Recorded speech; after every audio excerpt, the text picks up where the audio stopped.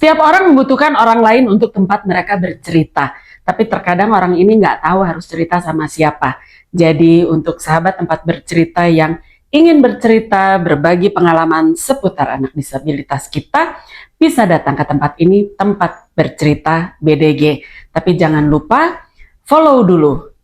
Kalau YouTube bukan follow ya. Subscribe dulu YouTube channel kami tempat bercerita BDG. Jangan lupa nyalain loncengnya supaya ada notif setiap bulan, setiap minggu kita tayang. Nah, jangan lupa juga follow IG kami @tempatbercerita.bdg, bisa DM atau WA ke 0816601010. Mudah-mudahan fast respon. Nah, sekarang kami ada tamu spesial. Siapa dia? Kita tunggu, jangan kemana-mana, tetap di tempat bercerita. Masih di tempat bercerita, masih dengan Christian Ignatius Christian Nugroho. Oh, disingkat IKN katanya. Iya. Ibu kota negara. Pusatnya Indonesia. Kan kalau ini pas ngomong IKN, itu inisialku. Pas lihat-lihat, iya lagi. Ini apa ya? Ide-ide fresh begini sebetulnya yang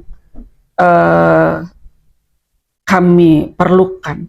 Kalau saya kan cuman seperti waktu kita evaluasi kegiatan, saya cuman kayaknya kita bikin ini keren ya. Kita bikin di sini tengah, kan kalau saya maunya gitu malam syahdu intimate, padahal malam mah anak Down syndrome lagi abus angin merenya, kan saya mah nggak berpikir sampai situ ya. Nunggu di luar ini sementara dingin, lokasinya di nun jauh di sana, nanti kamu bantuin.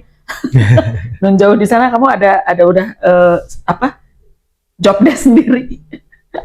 Nah, saya mah cuman kayaknya gini ya, kayaknya gini. Ternyata pas dilontarkan ada hal-hal yang nggak bisa dijalankan. Yang tadinya saya mah pengennya kekeh aja karena di bayangan saya pengen syahdu.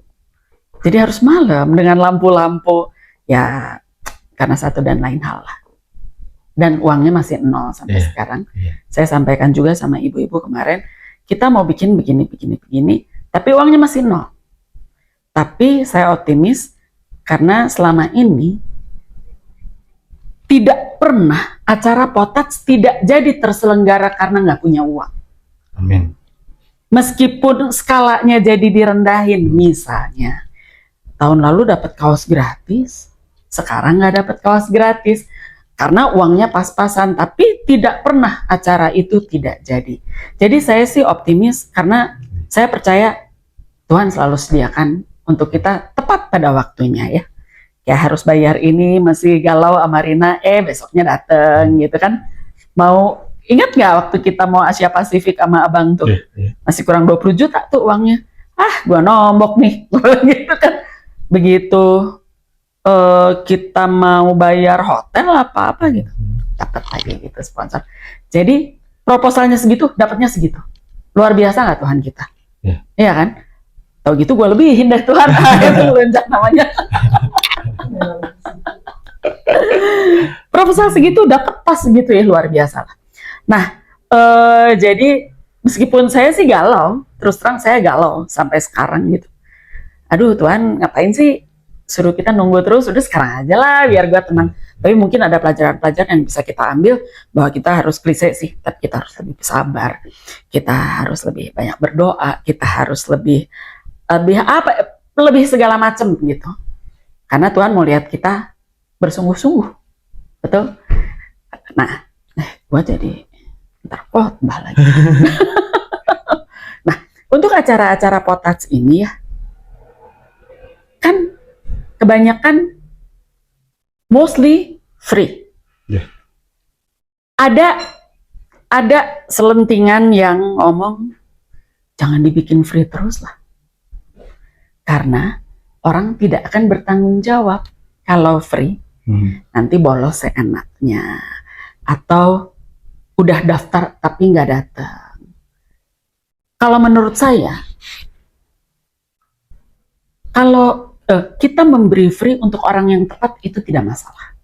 Ya, jangan kita kasih free untuk sasaran yang tidak tepat gitu.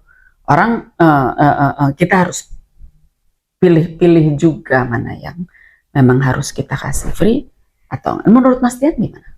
Kalau saya sih nggak pernah setuju dengan sesuatu yang berbayar. Nah, ini bisa, kalau menurutku sendiri bisa dilihat dari dua aspek, orang tua dan anaknya. Kalau kita hanya melihat sisi orang tuanya saja dan kemampuan ekonominya sangat bisa dilakukan sebenarnya. Kalau kita meng,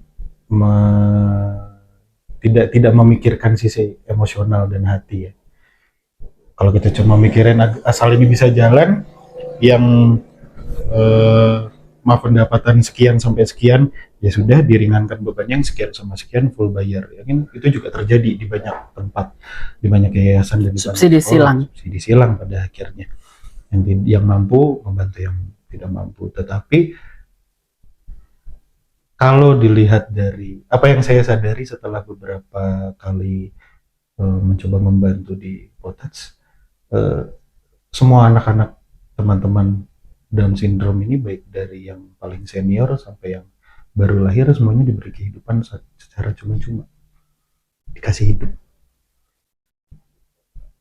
dengan kondisi mereka yang memang butuh bantuan dari sekian banyak orang. Kalau yang mempunyai hidup saja memberi hidup, masa kita yang diberi hidup memberikan pajak ke orang lain? Gitu. Kita dapat semuanya free loh. Iya. Masa kita harus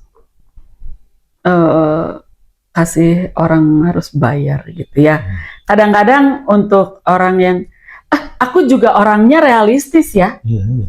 Kayaknya aduh ini duit kamu tanya deh cita uang kita tinggal berapa gitu. Kadang gue sedih gitu lihat nominalnya ya.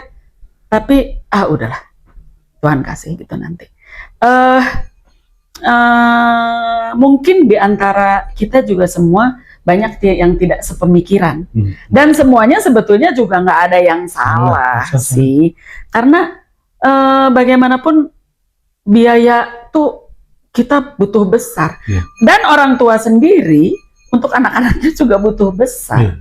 Ya bayangkan dulu abang nggak ada BPJS, kan ya terapinya, operasinya, sekarang BPJS jelek atau baiknya tetap membantu lah gitu, mungkin dengan kekurangan-kekurangan di sana sini, tapi pasti tetap orang-orang terbantu. Nah, bukan karena Om David bangun di BPJS ya, nggak. Om David sponsor. Terima kasih sudah beberapa kali BPJS menjadi sponsor Potats. Nah, karena dia om saya. Nah, lebih jauh lagi Mas, ini saya selalu tanyakan kepada tamu-tamu saya yang hadir di tempat bercerita. Harapan apa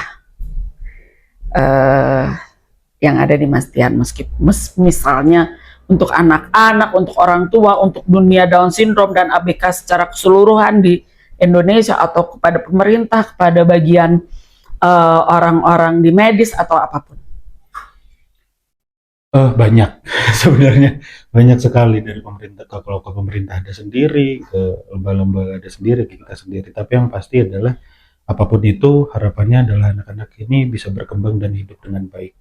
Tidak perlu menyamaratakan dengan kondisi teman-teman yang lain yang berkehidupan pada umumnya. Tapi setidaknya antara satu anak Down syndrome dengan anak Down syndrome yang lain memiliki kesejahteraan yang sama. Kesejahteraan kan bisa diukur pakai level apapun ya. Nggak perlu tiap anak punya tabungan 1 miliar kan, nggak perlu. Yang pasti adalah pengennya sih bisa punya program pelatihan sendiri yang secara rutin dan gratis bisa diberikan dari usia sedini mungkin. Terapi-terapi dan mudah-mudahan ya proposal kita untuk terapi gratis untuk anak-anak yang tidak mampu. Jadi mau dipilih lah ya, jangan salah sasaran itu tadi. Misalnya anaknya belum terapi sampai umur 3 tahun, kenapa? Malas nganter, itu bukan sasaran. Mudah-mudahan ada satu perusahaan yang cukup sering membantu kita. Kalau bisa mereka bisa dapat terapi dengan baik dan ditangani dengan baik, orang tuanya pun bisa memiliki pengetahuan baik, bisa merawat anaknya dengan baik, dan yang paling penting sih pertama-tama adalah penerimaan yang tidak dipaksakan. Ya butuh waktu, butuh proses, tapi itu kan harapan-harapan ideal. Ideal saya adalah anak-anak ini sejahtera, orang tuanya menerima, masyarakat luas juga menerima dan membantu kalau bisa. Iya. Tapi sampai tahap penerimaan saja pun Sulit, masih sulit. sulit. Stigma negatifnya tuh masih ada terus gitu. Sampai siapa yang kemarin cerita, yang gue dikejar-kejar siapa ya? Di mana ya, di tempat angklung? Gue dikejar-kejar sama orang sampai nanya, "Bu punya dosa apa sih?" gitu. Ibu, sampai ibu dapat anak Down syndrome. Aduh, semua orang berdosa ya. Sampai saya ketawa-ketawa. Ya memang masih seperti itu ya. Kita nggak bisa paksa juga bahwa anak Down syndrome nih sama dengan anak lah ya. Ya Nggak bisa. Enggak. Pelan-pelan. Tapi ya seumur abang 20, berapa abang umur bu? 24. Umur 24 ya, itu masih terjadi terus. Apalagi dengar cerita Kang Dadang sama Ria di Jawa Iya. Timur itu lebih luar biasa gitu. Ya. 80% orang masih negatif lihat anak-anak Down syndrome, ya mudah-mudahan itu tidak terjadi. Nah, itulah makanya kita butuh apa ya, anak-anak muda ini untuk mencari cara yang lebih efektif. Kalau saya kan mikirnya sosialisasinya kayak yang dulu aja ya. Sekarang dengan teknologi, perkembangan medsos lah apa, pasti mereka lah yang lebih pintar. Orang Syak juga bisa bikin TikTok sekarang, bikin dut teh apa gitu. TikTok kan lampunya mau bikin dut TikTok, dia bikin akunnya sendiri. Gila ya. Ya kan, yang gitu-gitu potensinya bisa digali, maksudnya dia bisa jadi mukanya botak, maskotnya botak, kenapa tidak gitu. Si botak ya. Iya, kalau cuma di depan kamera jangan disuruh ngomong aja. Iya. Dia inisiatif sendiri. Iya, dia Iya. inisiatif sendiri. Dan kalau memang ada teman-teman Down syndrome yang bisa diajak ngobrol dan bersedia untuk menjadi wajah-wajah potat dengan kemauan mereka sendiri, ya kita pastinya tidak akan menenggatkan waktu kayak orang-orang company di luar, jam segini harus upload, jam segini harus ngomong. Iya. Suka-suka mereka. Iya. Ya oke tuh. Kenapa tidak? Jadi diangkatnya per karakter si anak DS kan gitu. Sambil ngomong, iya munculin satu-satu, itu keren. Bisa nanti di IG sama dikemas. IG sama TikToknya Potats atau di rumah kedua aku lah, silahkan ngobrol di rumah kedua aku. Sekarang yang banyak ada itu sibling ya, di rumah kedua aku. Nanti kita datengin pas sibling syuting Sabtu depan. Sabtu depan. Iya, Sabtu ini nggak bisa. Oke, ada yang mau disampaikan lagi, Tian? Mungkin untuk orang tua tetap semangat atau apapun lah. Kita mah sebetulnya nggak usah dikasih motivasi gitu, kita selalu semangat sih. Atau untuk anak-anak, untuk perusahaan, untuk bapak itu, untuk KDM, boleh, bebas. Sebenarnya kalau untuk orang tua atau keluarga dengan anak Down syndrome, aku cuma bisa bilang ya jalannya selangkah-langkah aja, nggak usah terburu-buru. Selangkah juga susah. Selangkah aja udah susah, mau lari kan sulit ya. Jadi lebih baik selangkah-langkah aja. Toh anaknya juga nggak bisa diajak buru-buru kan. Itu untuk teman-teman yang memiliki keprihatinan yang sama, untuk pemerintah yang memiliki keprihatinan sama, pemimpin-pemimpin di negara ini yang memiliki keprihatinan yang sama, yang kebetulan mendengar podcast ini, ternyata beragam orang yang harus dibantu di Indonesia, dan kami adalah salah satunya. Kami tidak meminta bantuan besar, banyak, masif dibandingkan ya apalah kebutuhan orang luas kan, pasti akan lebih jauh lebih mahal dan lebih masif dan lebih struktur. Dukungan, kami hanya butuh advokasi, mungkin menitipkan 1-2 pesan, 1-2 kalimat, 1-2 info mengenai Down syndrome itu sudah sangat membantu untuk menyebarluaskan bahwa kami ada, dan kami bisa.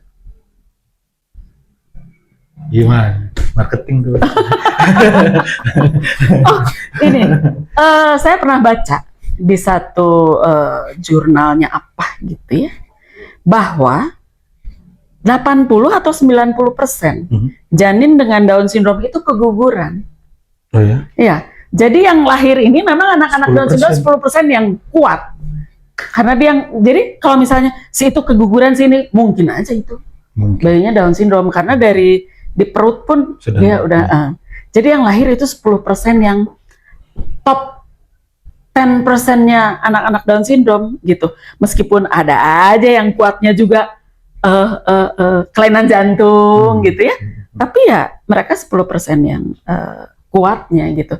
Jadi kalau mereka saja bertahan, bisa sampai brojol, kenapa orang tuanya enggak gitu? Karena banyak sekali orang tua yang abai dan tidak sedikit, saya tidak bilang banyak, di mana terjadi perpisahan antara orang tuanya setelah dapat anak Down syndrome. Itu terjadi di teman di orang-orang sekeliling kita gitu.